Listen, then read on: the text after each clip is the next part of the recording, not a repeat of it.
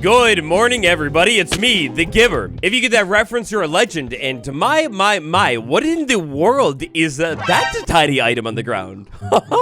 Sit back and tuck yourself in, my friends, because after all, it is Snapshot Day, my dudes. On the menu today, spawn egg changes, dog changes, leaf litter changes, and a whole lot more. Buckle in, because I'm flooring that acceleration pedal. Bug tracker. Okay, listen, give me a second. I begin here because this is probably the most boring thing out of everything today, but Minecraft's brand new bug tracker is back, baby. For those of you wondering about last week's snapshot and what it is though, or what's up, well, basically the bug tracker was down, so they pushed the snapshot back. Now this new bug tracker, I mean, it's pretty similar looking to the old one. It still feels maybe perhaps a little bit unfinished, but I don't know. Alongside that, in today's snapshot, we have a grand total of 3 bug fixes. That's it. Alright, so let's kick things off today with a little bit of feedback. The developers hear us, they are listening. Surprisingly, we've actually got a couple of different sheep updates following some of the changes that were made in last week's snapshot.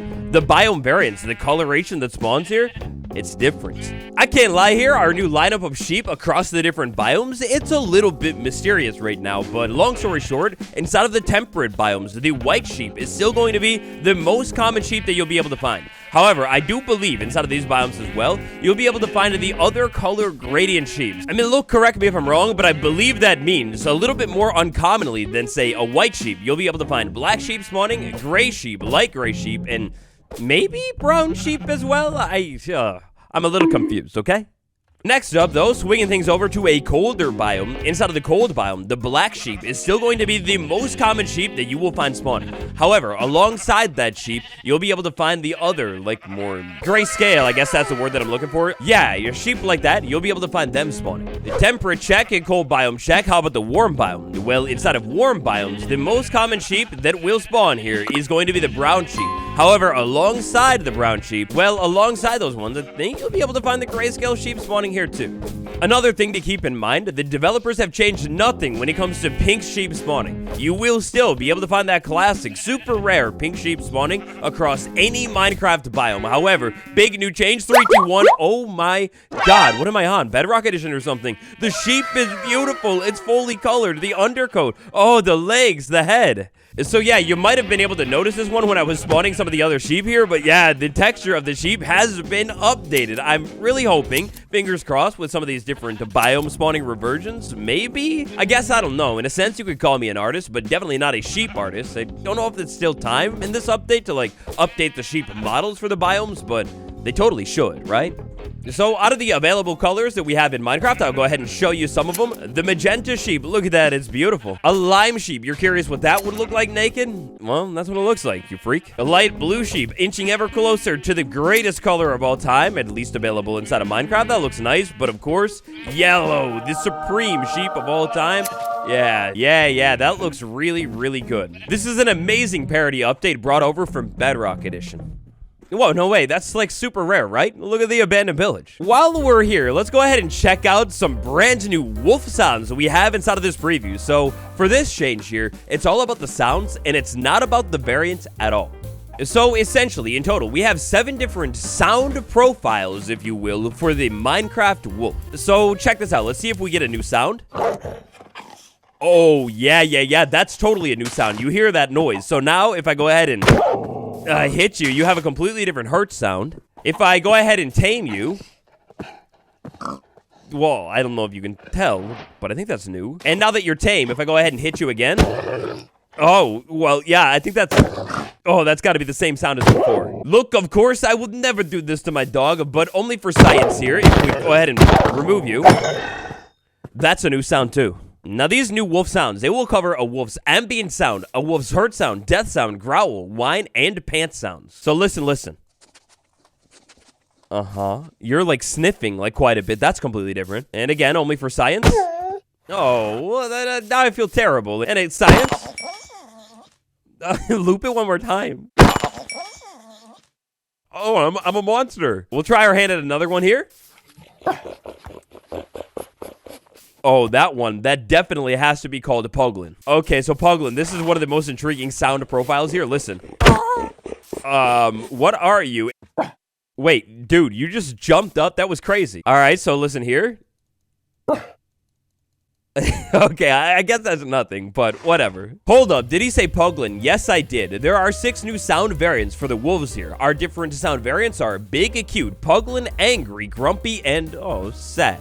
Now, again here, when it comes to these wolf sounds, the biome variant doesn't matter. So, theoretically, I could have a plain old classic wolf with... Wait, do that again. Oh, it's tiny. It sounds like a little yapping dog or something like that. That's cool. I'm so curious. I'm sorry, dude. I really didn't mean it. No, it sounds like... Oh, is that sad? You're maybe sad. Whoa. Whoa, wait a second. There's a big one in there. That sounds like my boy Rex. Oh, that's amazing. I don't know who you were or where you are. Oh, but that is amazing. That is so cool. Okay, but anyways, to go back to showing this change off here, it doesn't matter the variant of wolf that you have. If you have a forest variant, it could theoretically have that Puglin. That one right there, I think it's Puglin. I'm pretty sure. It could have that Puglin sound profile. Whoa.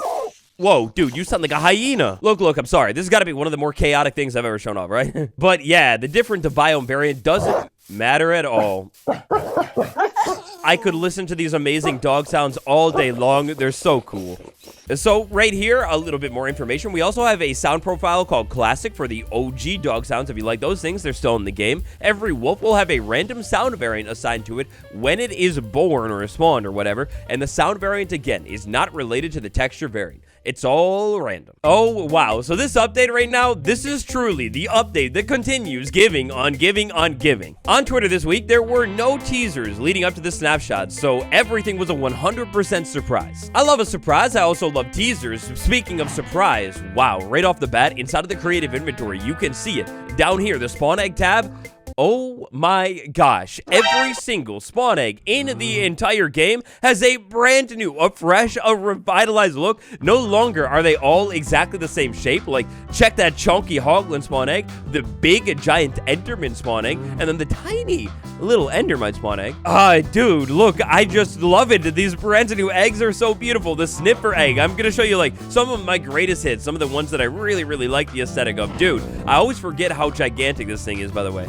The alley with those weird, like, almost like, I guess it's supposed to be the wings or something. The magma cube, it's a fiery jumping spawn egg or something. The panda spawn egg, the cave spider spawn egg. Dude, this one is disgusting. It looks like an actual spider inside of the world, like squashing. And the panda, like, oh, you're adorable. I wish I could get these in survival. The parrot spawn egg, you're beautiful. The blaze spawn egg, you're fiery and evil. Oh, disgusting. Another spider spawn egg. I don't even want to put you in the world. The squid, it actually has like a tiny bit of water on the bottom there, if you can see that one. Wow, that's so cool looking. A couple other spawn eggs that I absolutely love. You've got the classic creeper spawn egg. It looks good. The horse spawn egg, bro, like with the hairdo, that's so cool. The golem with that big nose. I am obsessed with every single one of these things. The snow golem spawn egg, all of them, they're stunning. But we do have 2 other spawn eggs that aren't inside of the inventory.